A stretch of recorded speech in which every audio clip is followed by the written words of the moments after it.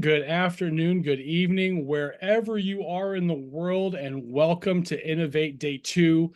What an awesome opportunity for everybody. And I hope so far that day 1 and half of day 2 is for you has been a wonderful thing. My name is Chris Harris. I am the Director of Marketing and Senior Enrollment Specialist here at Capture Higher Ed. And this afternoon, I am graciously going to be joined by Ed Recker, who is the Director of Relationship Management at Sallie Mae, as we go through the FAFSA. Yes, folks, it's FAFSA time. We are probably, Ed, pop on with me real quick.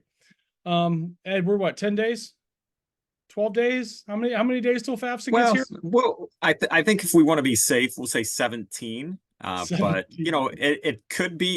it could be anywhere from now until December 31st. So right.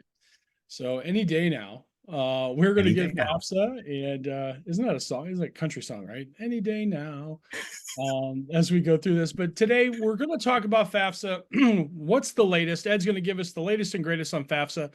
Sallie Mae's done some great stuff in talking with professionals and with some families about their questions and stuff like that.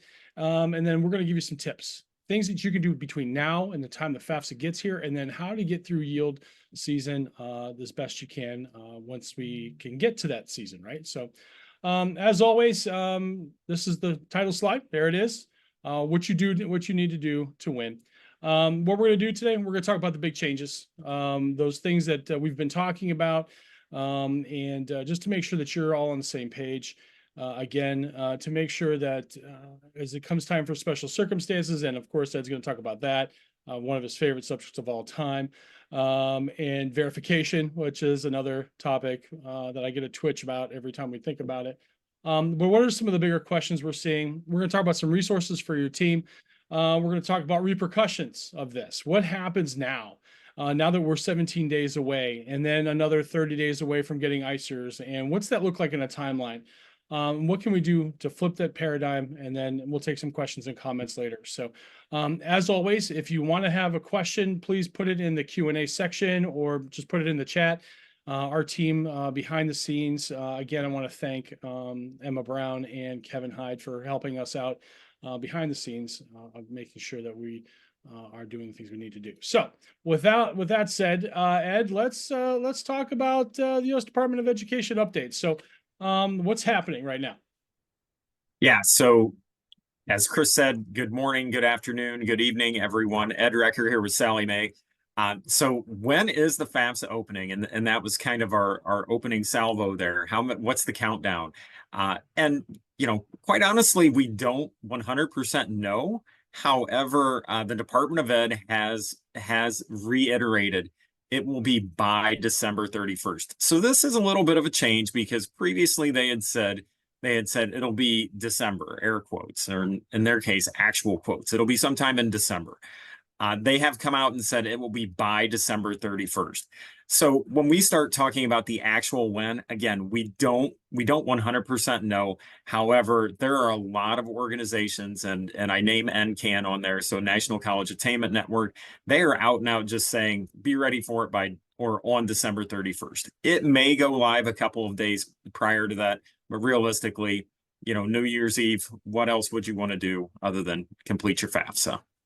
Right. And here's the other thing, too, that people need to realize, especially if they're brand new, first generation students heading to school, they may have not done the two-step process prior to, right? Doing the authentication and getting the IDs and all that other stuff, which takes some time as well.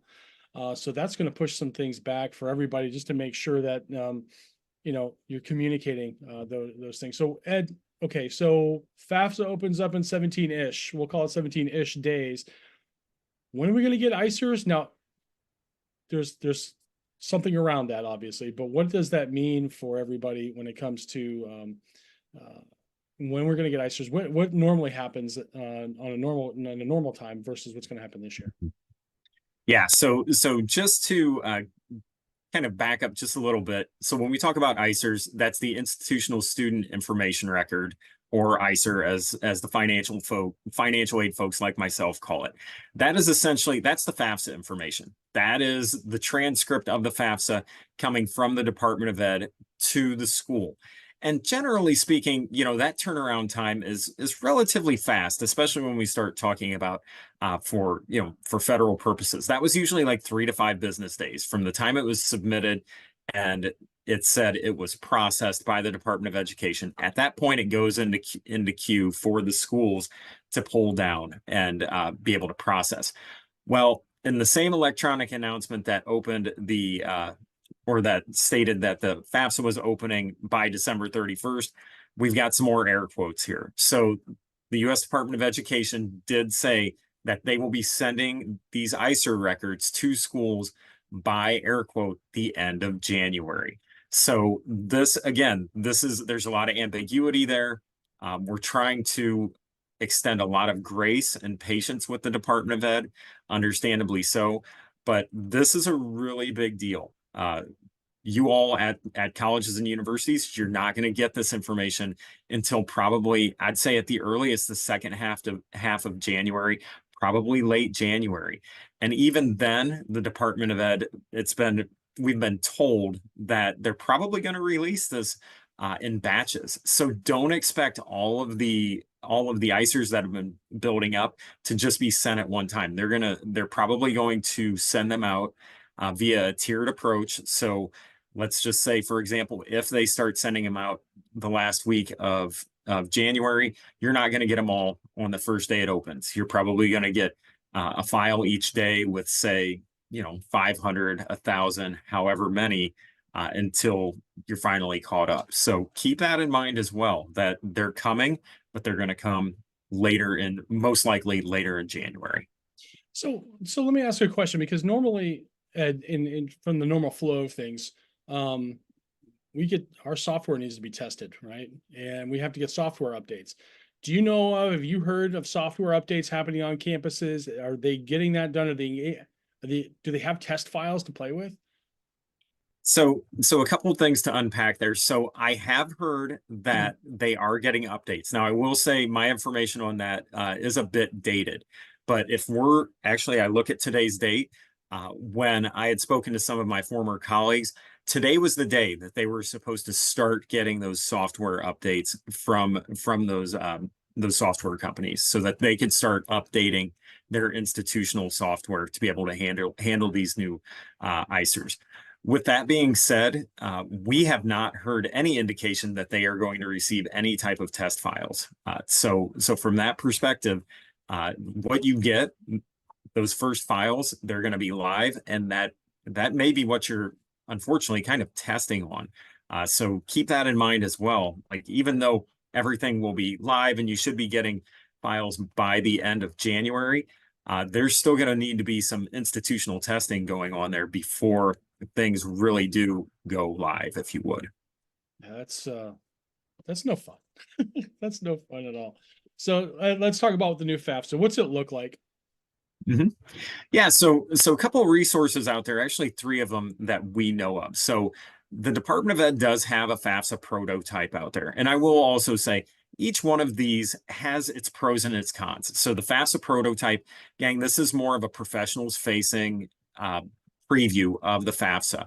So the URL is there. It does require an access code, which is also there. This is information that can be gleaned from the Department of Ed website. So I'm not letting out any of the secret sauce. This is actually a really nice resource because it does take you from start to finish through the FAFSA. I think the challenge is, though, it doesn't allow you to jump around. You have to start it as though you are a student completing the FAFSA, and you have to go all the way through if you want to see the whole thing. Another option is a FAFSA preview presentation, also from the Department of Education. The URL is there. It is behind a login wall, but that's all free. So you just need to create an account if you don't already have an account. The pro to this is it shows you every screen, every single one of them. Gang, I think this slide deck is like 200 and some slides.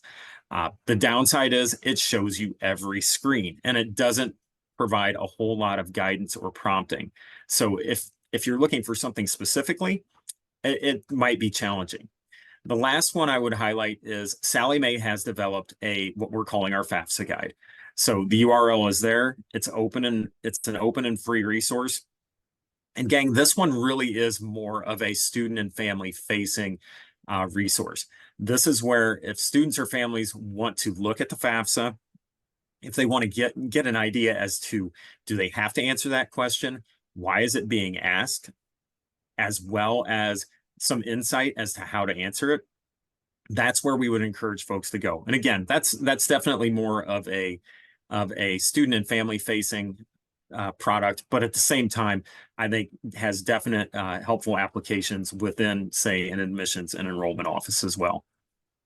And we're going to talk about this a little bit later, but when we're talking about, professionally developing your team, we just talked with Tom Alexander and Mark Moffett in the previous session, who are, wonderful directors. And even yesterday, we talked a little bit about FAFSA with our panel yesterday, led by Lauren Gold. Um, you know, Financial aid is more now than ever going to have to be discussed at great length because of the time frame that we're going to be under. There's going to be a lot of stress. So we're going to talk a little bit about professional development about that here in a little bit too. So questions that we're hearing about, questions that you guys are hearing. Ed, I know you guys do a lot of questions and get answers to get a feel for what's happening in the world. So tell us a little bit about that. Yeah.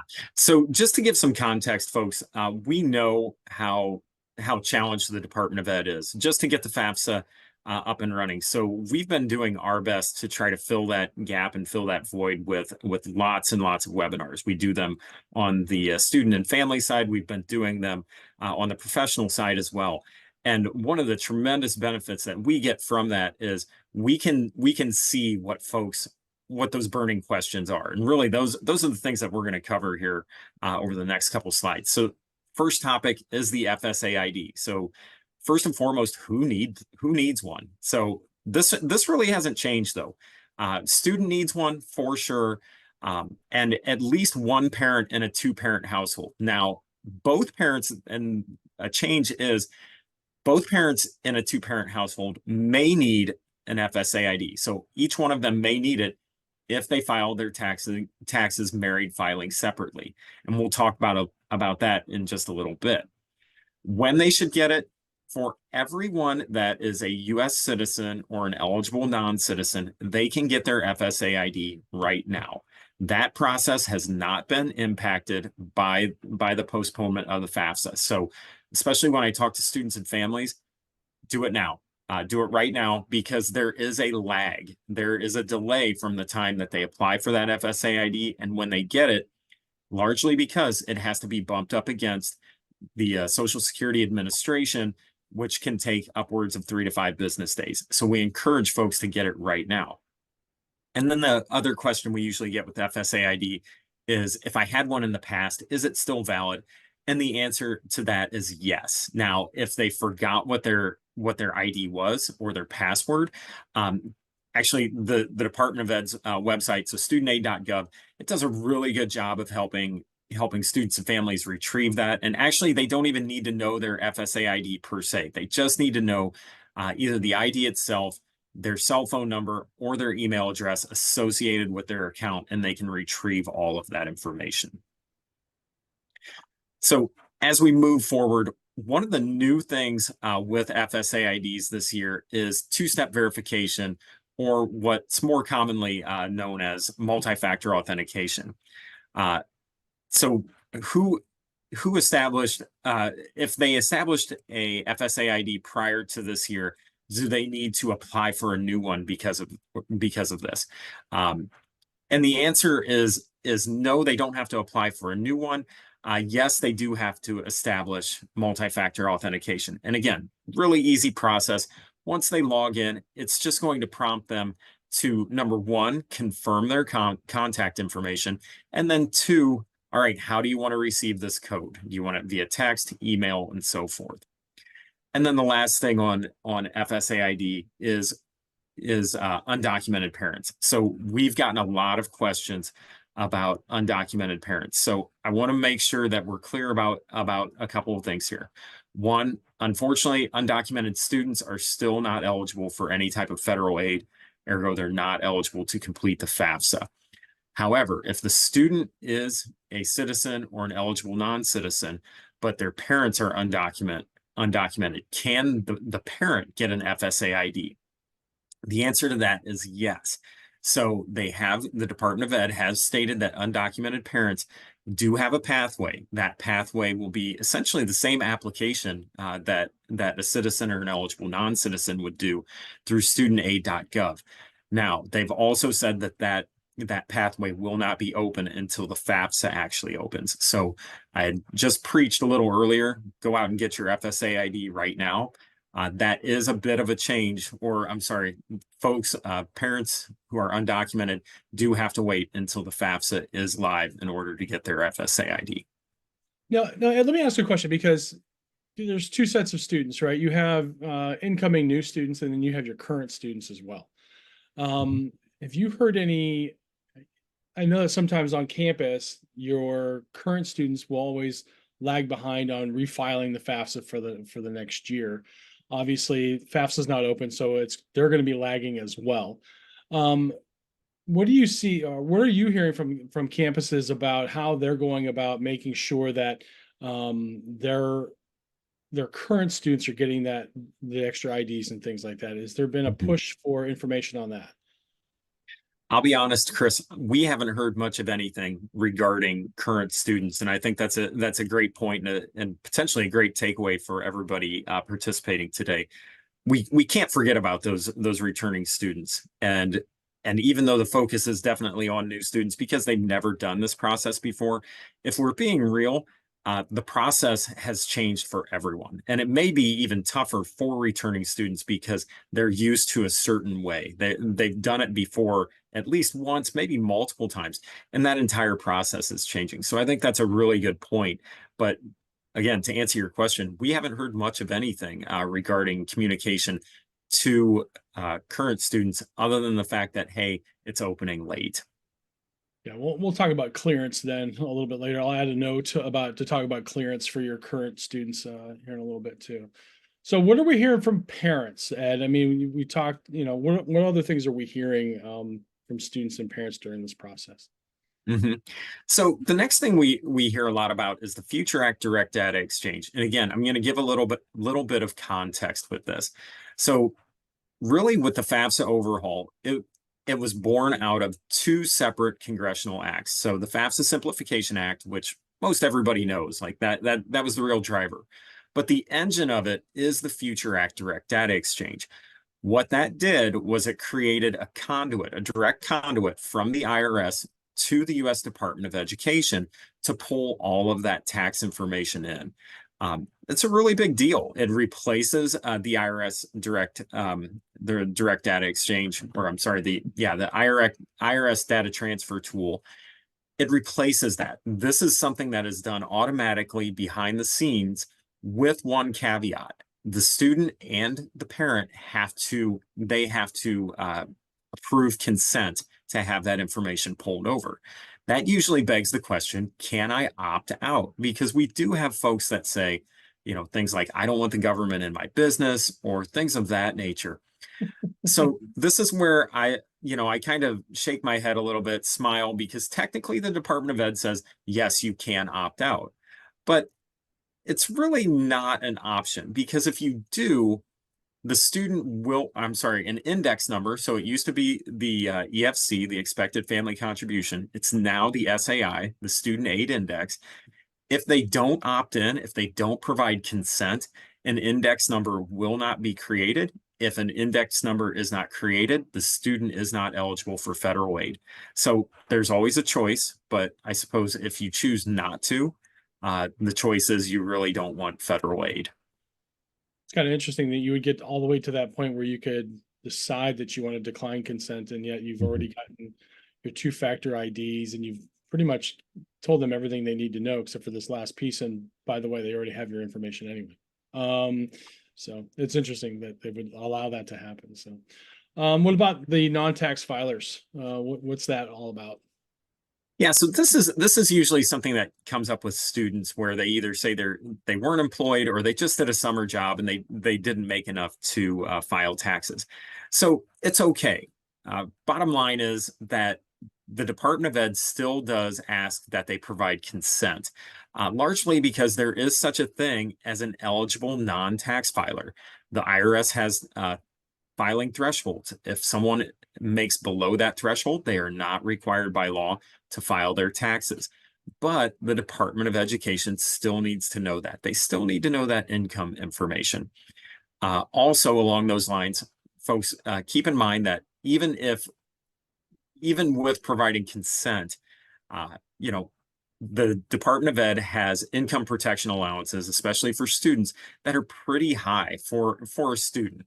So we're talking $9,000 to $10,000. It's between $9,000 and $10,000 is what that income protection allowance is. So realistically, for most students, if they're a non-filer, it's not going to matter anyhow. So again, just provide consent. Just say yes. Yes, in this case, absolutely. Just say yes. So the other piece that we often get is with the FADDX, like I said, it's an automatic transfer and it's done behind the scenes. One of the byproducts is that students cannot see that information and they can't edit that information. So what happens if their situation has changed? And this is where Chris had alluded to it earlier. We start talking about special circumstances and special circumstances applications. We always encourage, even though students and families don't need to have their tax information right in front of them anymore, we really want folks to at least be aware of what's going on within their household in terms of finances. We're talking about finances that are being pulled from over two years ago, really, once you actually enroll. So folks need to think about that. Has my situation changed for the worse? If so, there is still the avenue of a special circumstances application where a student can complete that and get that second look on their FAFSA. Yeah, I think it's important that going into this, that you have kind of a working knowledge of where you were, where you are kind of in the situation. And the best thing to do is really, from a college perspective, is having your counselors really listening to what's happening in those households as you guys are making contact. And we'll talk about communications here in a little bit, but I think it's really important that your counselors have a really good understanding that they have a few keywords like my parent lost their job, or we've lost income, or something's happened in the family that could affect that, and then get that information over to your financial aid office. So other stuff, Ed, what do we get here? So with the student aid index, so I'd mentioned that as the new index number, this index number can now go into the negatives as low as negative 1,500. So with the EFC, it used to be 0. Now we're down to negative 1,500. From a student perspective, we're hearing them ask, do I get additional aid for this? So, in true financial aid form, the answer is it depends. So the Department of Education has been adamant that a negative SAI number does not equal immediate additional financial aid. It doesn't mean you're getting extra Pell Grant. From a Pell Grant perspective, a 0 is the same as a negative 1,500. However, this is where potentially discretionary funds come into play.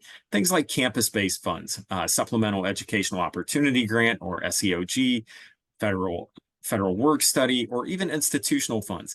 If an institution chooses to channel some of those funds to students with a negative SAI, they can do so, but it doesn't mean that it's automatic. So again, this is where, with you all at the college and university level, this is where you have some leeway, some sway. If someone comes in with a negative, do you want to extend those additional funds to them, or don't you? That's completely up to you. I don't think there's any right or wrong answer. It's just how your institution wants to proceed. So Ed, let me ask you a procedural question. You might not even know the answer to this one. I'm going to try and stump you here. So every year we fill out the Phys app, right? So when we fill out the Phys app, we're looking at, that's basically our application for the campus-based funds. Because of the SAI changing, and now there's a broader, we can call it a broader index, right, of between 0 and minus 1,500. Is that going to change how the allocations of campus-based funds for like FSEOG, work study are going to happen? Is there more money coming into that, or is that still kind of up in the air on how that calculation is going to be? Because you've just increased maybe the number, right? Because they've changed the Pell table a little bit. Are we in a situation where we could end up with more campus-based money, which would be fantastic for especially for students who need it. Mhm. So I think in theory you're on the right track, Chris. Now, okay, I should also say this is just me popping on my financial aid director hat, jumping way back and speculating. So this is not Sally Mae. This is not the Department of Ed. I think in theory you're on the right track, but I think one thing that we need to remember is that campus-based funds are finite dollars. So that is a specific line item within the congressional budget. So in theory, it could open that up wider, but that doesn't necessarily mean there's going to be more funds. That really is determined by Congress and that budgeting process. So Right. Yeah, I'm just hoping. I guess that is the word that I would, yeah, for our campuses. There's a lot of students out there where we know that accessibility and affordability is an issue. yes, For all students. It doesn't matter the campus, and right. making sure that there's additional funding there. Hopefully they'll do that. So, um, what about multiple children in college, Ed? What happened there? What happened? What'd you guys do? Oh, oh boy. So Sally Mae did nothing. And I also want to be clear about this because I've been clear about this in every presentation I've done.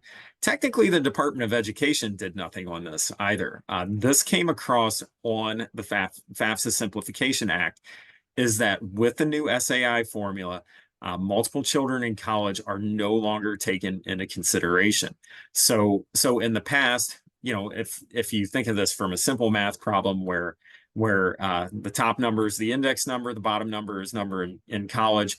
If that denominator is 1, okay, that's the index number stays the same, but the more kids in college are in that numerator or denominator, I'm sorry, the lower that EFC gets. I know, I have a 9-year-old. You'd think I'd be well versed at this by now. Right? But that has absolutely changed, where now they are not taking that into consideration. And the reason behind it, because this is usually the follow-up question we have, is, well, why? Why is that, why is that no longer taken into consideration? And what we've heard from the Department of Ed, as well as our friends at NASFA, is that they really want more equity amongst families with similar situations. So if we have a family of 4, let's just say our typical nuclear family, family of 4, 2 kids, it shouldn't matter if those kids are only 2 years apart or if they're 5 years apart in age. That family and their situation should be treated with equity. And when the FAFSA Simplification Act was written, they felt that the way that that previous formula was written, that wasn't equitable, so they changed that. So another question along that is, can they appeal that? Is there any way to get that back into the federal formula? So there's no way to get it back into the federal formula. That's a violation of federal regulations. You cannot doctor the index number formula or equation. However, this is where, again, I think institutions have some ability, if they choose to do so. They could look at it via special circumstances application, or they could have some type of additional aid for siblings in college, those types of things. I think it's interesting that that's people are like, we're going to talk about 529 plans right now too. You have multiple students and you're doing 529 plans, you're getting ready to pay for college, and usually it's been the ability to say, hey, I've got 2 in college, and a lot of college universities will do it. If they're on the same campus, they'll do extra institutional aid, that kind of thing. But now you're looking at, it's not on the FAFSA anymore, so it really doesn't affect EFCs or SAIs anymore. What are your plans institutionally for that? And have you planned for that? That's the other question. And have you planned for that? So let's talk about 529s.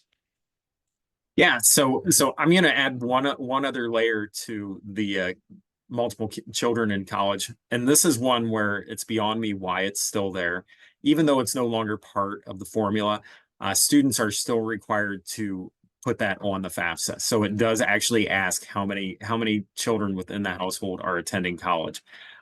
Again, it's a road to nowhere. I'm not sure why it's there, because I think all it does is confuse and anger folks, especially once we get into that formula.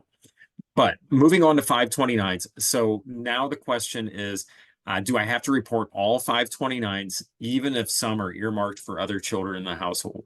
And the answer is yes. if the owner of the 529, not, it doesn't matter who the beneficiary is because that can move. If that owner is within the household, it needs to be reported as a parental asset on the FAFSA. Now, one thing that has changed, and it has changed for the better, is that any accounts owned by a third party, so grandparent, aunt, uncle, you get the picture.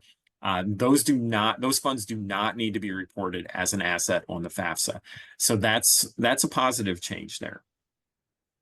And then, oh, go ahead, Chris. I was going to say that I think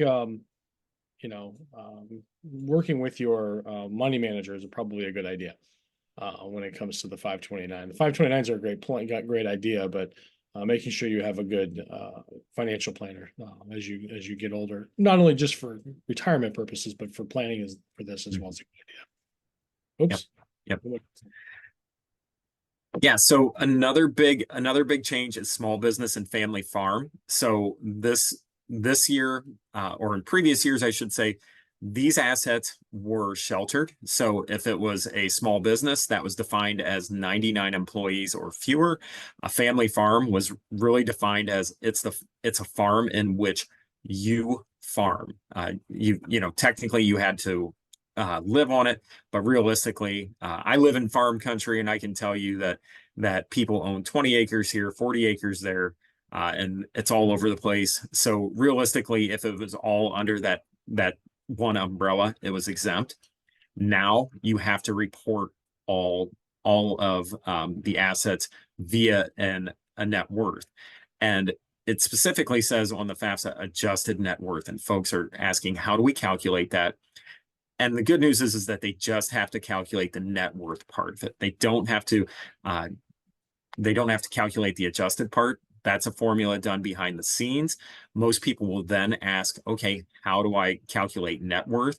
And that's, in theory, a really simple formula of subtracting liabilities from your assets.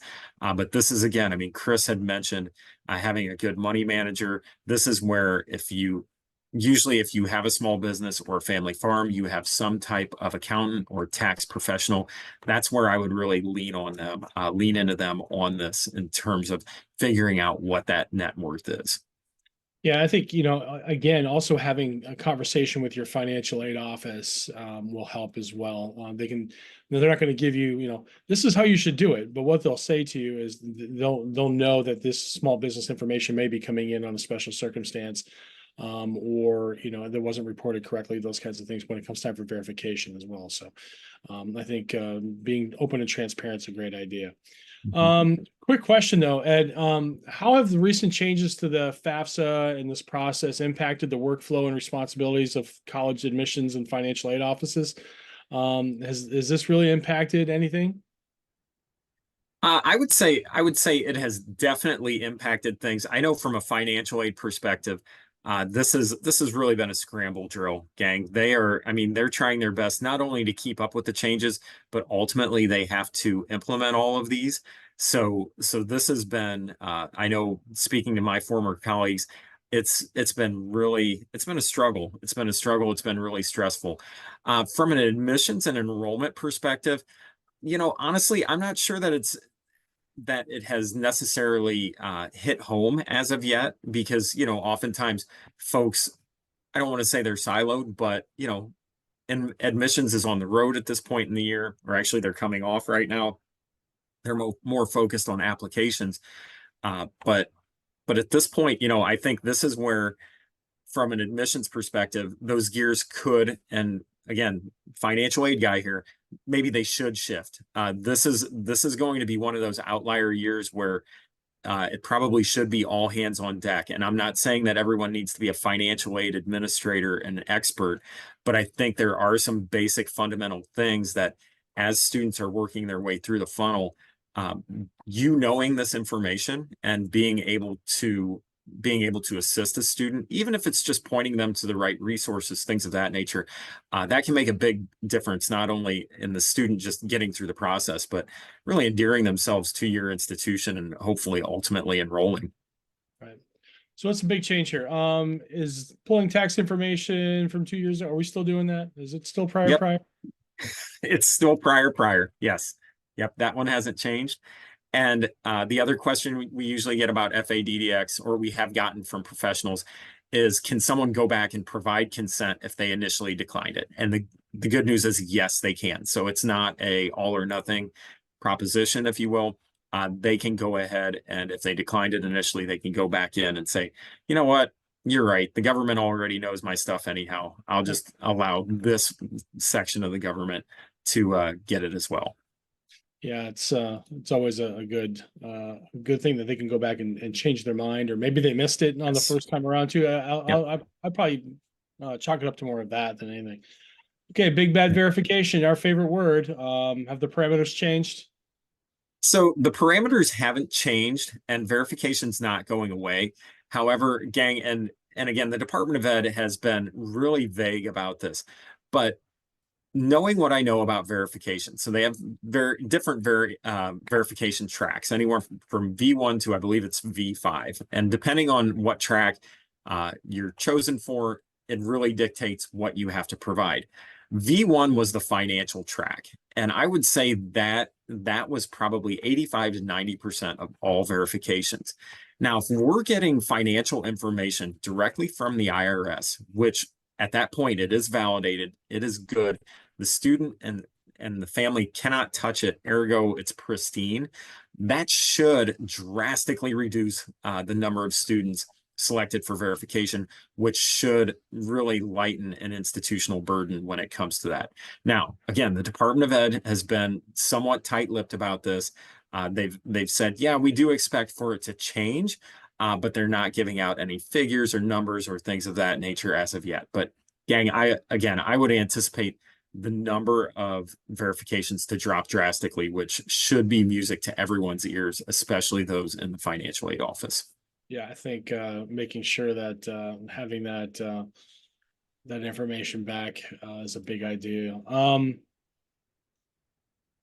Just kind of working through these. What does the FSA ID pathway look like for them? And how does that look versus the paper?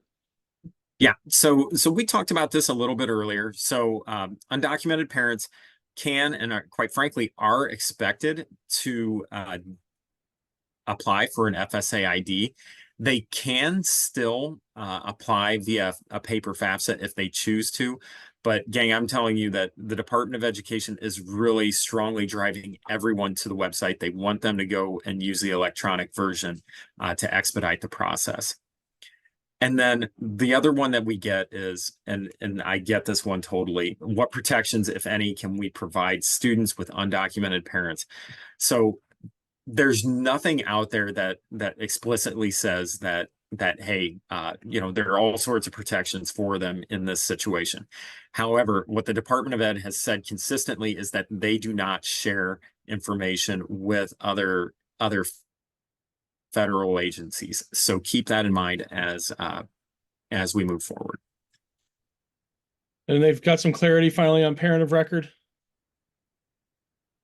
Yes. So parent of record is now meant to be the parent that provides the greater financial support for the student.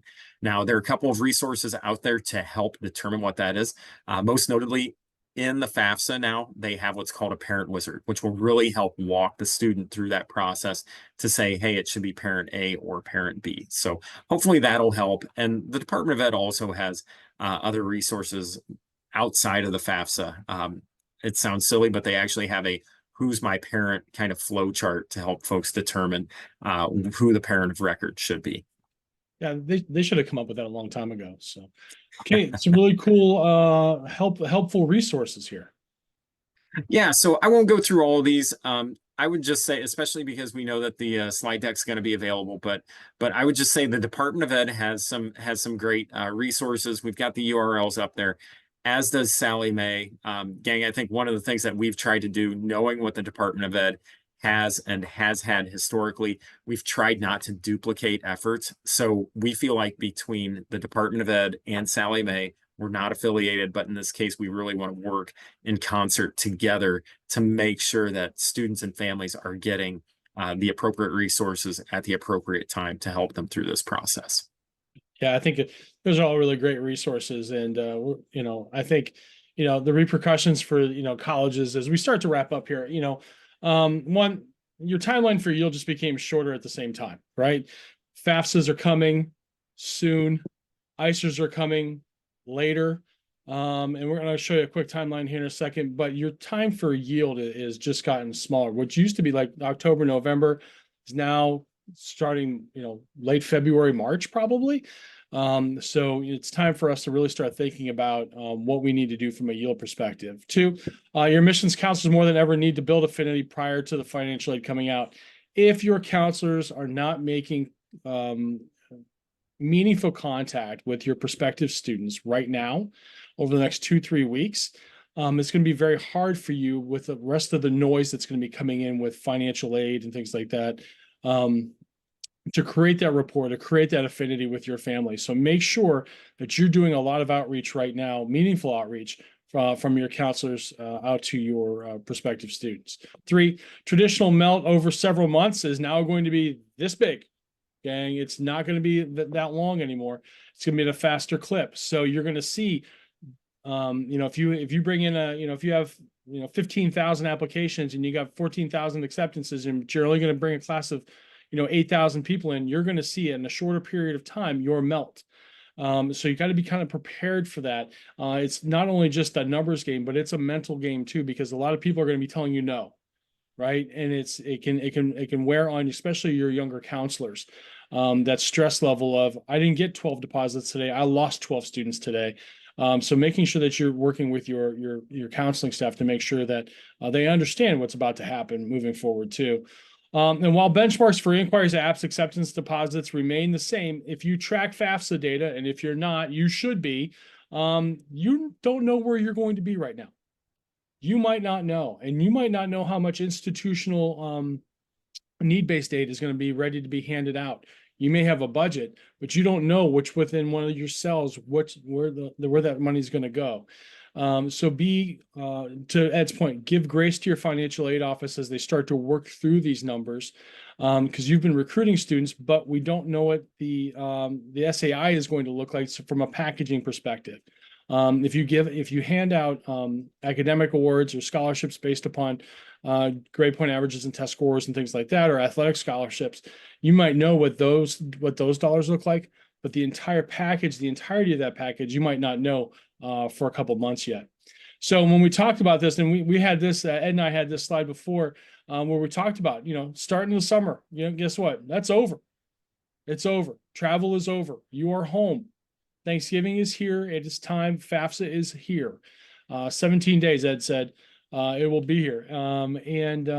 Really, this is kind of going back to the old school kind of way. So if you've been in admissions for, 10 years or so, this goes way back. We're going to have a big push, and everybody's going to be pushing, because remember, when we talked with Dr. Graw yesterday about the demographic cliff, we're still seeing a great number of increases in applications across the board, but yields are still the same. So we got to make sure that we're still fighting for the students who are going to do well on your campus, but we're in a smaller period of time. It's going to become crunch time really soon. So make sure that you guys have a plan in place as you move forward. So communicate often, communicate a lot. Do special events related to FAFSA and your financial aid. I can't stress that enough. Whether it's small group interactions via Zoom.